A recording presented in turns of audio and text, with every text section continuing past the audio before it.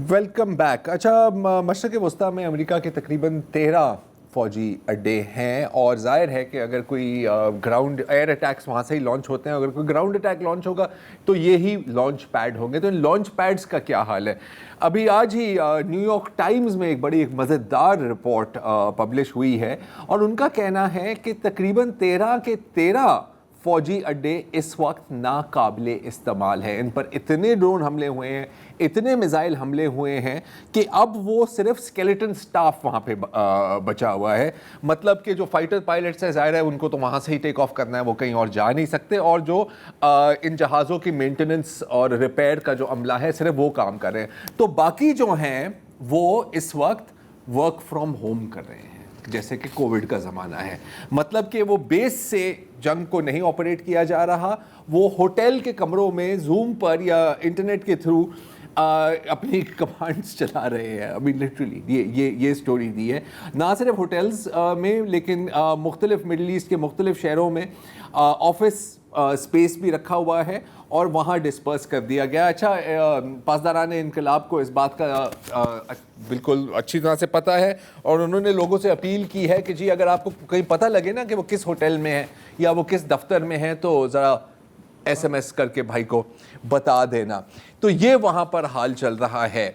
अच्छा, जहाँ तक US नेवी की बात है, strongest navy in the world, वो इस वक्त इतना पीछे हट गई हैं कि ईरान के मिसाइल की रेंज से वो दूर रहें। आपको एयरक्राफ्ट कैरियर्स का तो पता ही है, पहले बाथरूम ख़राब हो गए, फिर आग लग गए और अभी वो वर्कशॉप में हैं दोनों।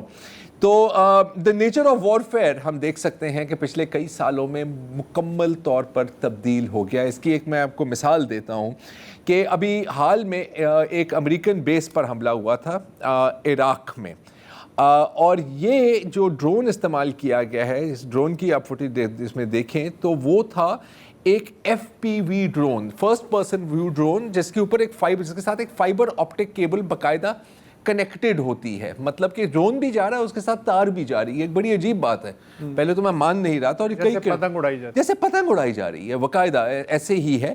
ये जो टेक्निक है ये पहली बार रूस ने इस्तेमाल की थी सन 2024 में। और आपको पता है कि रूस और ईरान के बहुत करीबी ताल्लुकात हैं, वो डेटा भी एक्सचेंज करते हैं, टेक्नोलॉजी भी एक्सचेंज करते हैं और स्ट्रैटेजी और टैक्टिक्स भी एक्सचेंज करते हैं।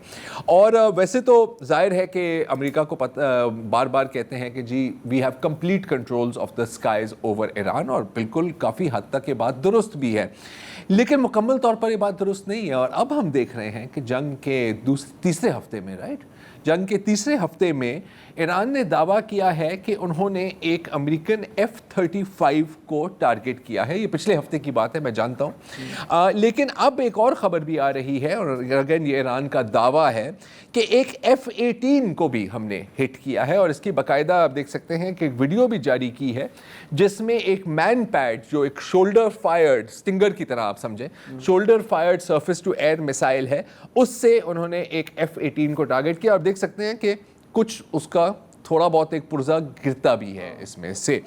अच्छा, जख्मी हुआ है। जख्मी हुआ है। इस तरह के जहाज़ को जख्मी होना ही काफ़ी होता है। अच्छा, अब सवाल ये पैदा होता है कि कैसे हमारा तो ख्याल था कि ईरान की मुकम्मल तौर पर एयर डिफेंस ख़त्म हो गई है, तबाह हो गई है, बर्बाद हो गई है। तो अल जज़ीरा पर एक मिलिट्री एनालिस्ट से यही सवाल पूछा गया और बहुत ही इंटरेस्टिंग जवाब दिया उन्होंने। It seems that the Iranians are trying a new weapon.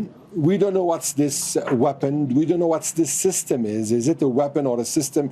It all depends on what they are using currently. But the fact here is that a narrative that was set over the past 3 weeks, that the skies of Iran are completely open, seems to be right now compromised, and that the Iranians are being capable, at least in some incidents or in some events, of targeting American or Israeli airplanes.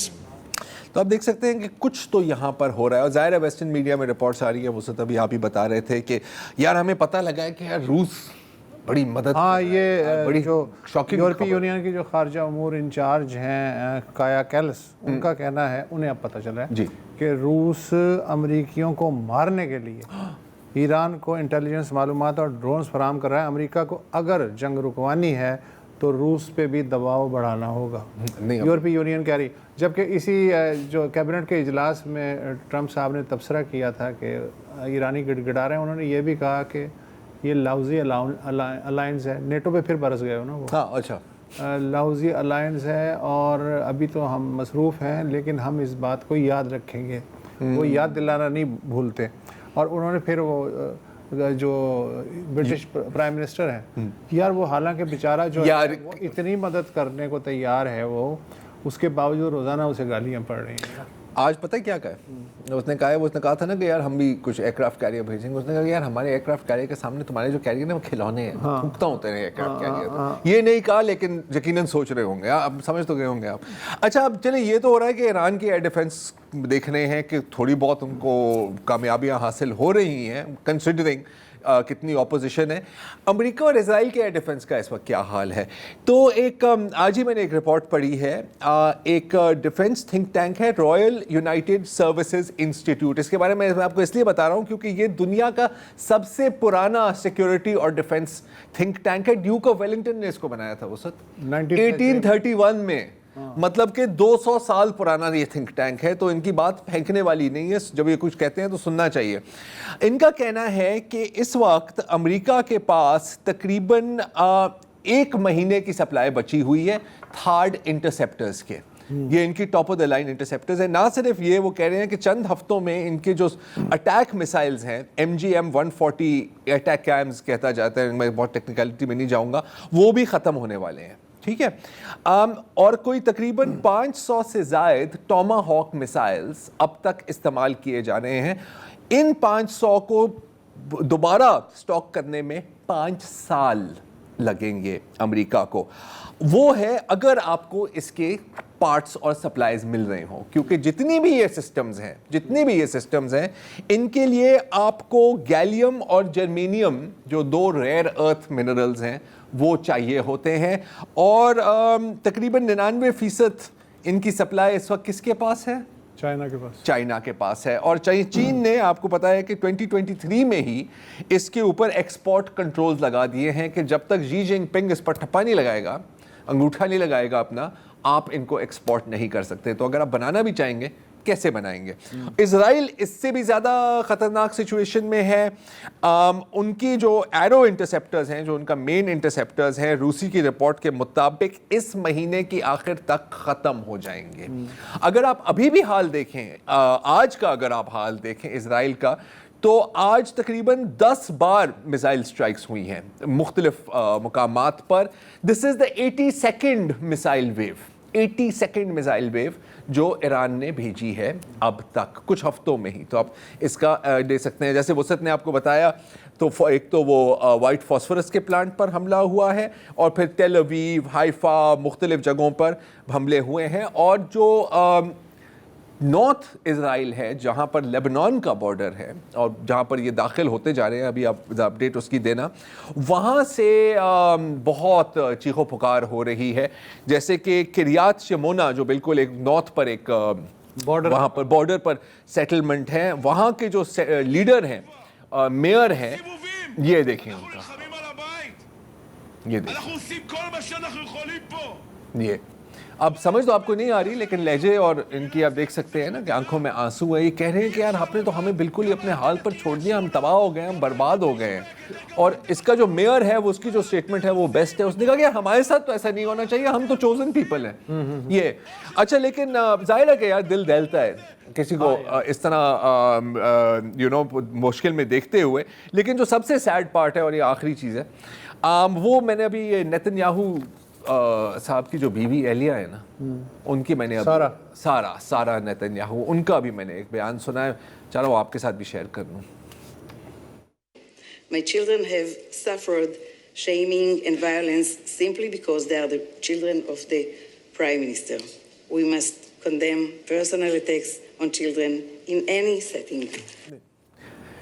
ان کا کہنا تھا کہ میرے بچے جو ہیں نا, ان کو لوگ گالیاں دیتے ہیں, ان پر حملے کرتے ہیں, کیا ان کا قصور صرف یہ ہے کہ وہ نیتن یاہو کے اولاد ہیں؟ تو آئی نو یار آئی نو میرے پاس نہیں ہے میں اپنے بازو سے کل ہی وہ خبر آ رہی تھی چھوٹی سی کہ غزہ میں جو ٹینٹ لگے ہوئے ہیں وہاں ایک اور بم گرا ہے اور وہ اس نے جھلسا دیا. کتنے لوگوں کو جھلسا دیا چونکہ کیمرے سارے کے سارے فٹ ہیں آبنہ ہرمز پہ, تو ہمیں نہیں معلوم, لیکن اس کے جو وہ ہیں فوٹیجز وہ خاصے دل دہلانے والے ہیں. لیکن سارا نہیں بالکل سارا کا بھی کہنا والا. میں جاتے جاتے اپڈیٹ کر دیتا ہوں, لبنان میں بھی میچ پڑا ہوا ہے. خبر رساں ایجنسی رائٹرز کا کہنا ہے کہ ایران نے حزب اللہ کو یقین دلایا ہے کہ جو جامع ڈیل ہوگی علاقائی تو اس میں حزب اللہ کی بھی نمائندگی کی جائے گی تاکہ جنگ بندی کی صورت میں اسرائیل بار بار جنوبی لبنان پہ حملے نہ کرے. اچھا, اسرائیل نے لبنان میں جو 40 کلومیٹر اندر تک کا علاقہ ہے اس کو خود ہی بفر زون قرار دے دیا ہے, یعنی لبنان کا 14% علاقہ. اس علاقے کے لگ بھگ 100 قصبے اور دیہات اسرائیل نے خالی کروا لیے ہیں. اب تک 11 لاکھ لوگ بے گھر ہوئے ہیں پچھلے 26 دن میں, یعنی لبنان کی 18% آبادی ہوم لیس ہو گئی ہے. ان میں سے صرف 1,32,000 کو جو اجتماعی پناہ گاہیں یعنی کیمپس بنائے گئے ہیں ان میں جگہ مل سکی ہے, جبکہ 2.5 لاکھ سے زائد لبنانی گزشتہ 2 ہفتے میں ملک چھوڑ گئے ہیں. ان میں 70,000 وہ جو شامی ریفیوجی ہیں وہ بھی شامل ہیں. اسرائیل نے جو جنوبی لبنان میں لتانی دریا ہے وہاں سے لے کے زہرانی دریا تک جو 5 پل ہیں اور جو عام لوگ استعمال کرتے ہیں ان کو بھی تباہ کر دیا ہے تاکہ جنوبی لبنان کا جو رابطہ ہے باقی ملک سے کٹ جائے.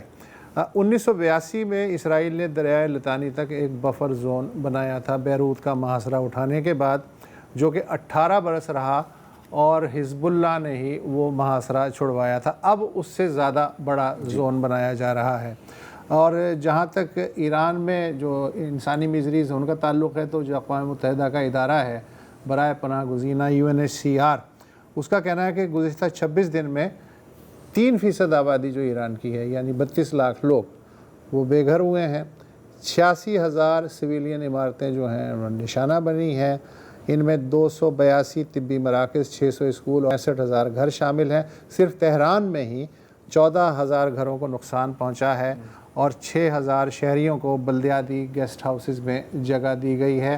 اور اسرائیلی وزیر دفاع یہ کہہ رہے ہیں کہ انہوں نے 24 دن میں ایران پہ کوئی 15,000 بم برسائے ہیں. جی اچھا, ایک آخری چیز لیبنان کے بارے میں کہ کل کی ہی بات ہے کہ حزب اللہ نے کچھ فوٹیج بھی ریلیز کی ہے اور ایک بیان بھی جاری کیا ہے کہ کئی مرکاوا ٹینکس جو اندر داخل ہو رہے تھے ان کو بھی ایمبوش کر کے تباہ کیا گیا. اچھا, جہاں تک لتانی نہر پہ جو پلوں کی بات ہے تو ابھی میں دیکھ رہا تھا ایک اسرائیلی اینالسٹ اور وہ اسرائیلی فوج کے ہی ذرائع کو کوٹ کرتے ہوئے کہہ رہا تھا کہ جی اس سے حزب اللہ کو عوام میں احساس ہوا ہے کہ حزب اللہ کو اس سے کوئی فرق نہیں پڑا کیونکہ وہ پہلے ہی پہنچ گئے تھے. دوسری بات یہ ہے کہ کوئی اتنی گہری نہر نہیں ہے, آرام سے آپ تہر کے بھی گزر سکتے ہیں. اگر مسئلہ کسی کو ہے, ٹائر ڈوبتے ہیں 4 ویلر کے. جی ایگزیکٹلی, اگر کسی کو مسئلہ ہے تو وہ ہے سویلین پاپولیشن کو, جس سے ہماری اتحادی لیبنیز گورنمنٹ پر ہی ہم نے پریشر ڈالا ہے. حزب اللہ کا اس سے کوئی فرق نہیں پڑا. تو یہ ہے. ایک وقفہ لیتے ہیں اور پھر ذرا دیکھتے ہیں کہ جو امپیکٹ پڑ رہا ہے پاکستان پر, جنوبی ایشیا پر اور بلکہ ایسٹ ایشیا پر, اس سے کیسے نپٹا جا رہا ہے.